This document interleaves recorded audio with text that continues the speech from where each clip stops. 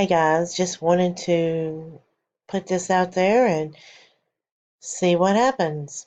Facebook sent a doctor on a secret mission to ask hospitals to share patient data.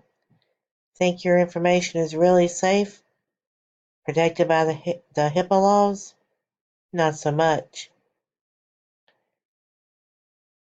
Although the information that this person would have gotten would not have had any names, Facebook says in this article, and I'm going to leave the link to the article. You can come here. It's rather lengthy. You can read it yourself.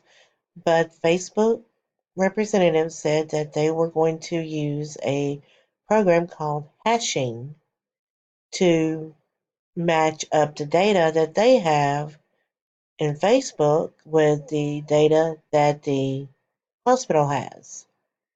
Supposedly, this would have allowed the hospitals to have more specialized treatments for those patients that need it. Supposedly, this never got past the planning stage. Well, I don't know if it did or not, but I just think it's a little suspicious. Thank you for watching my video, and God bless.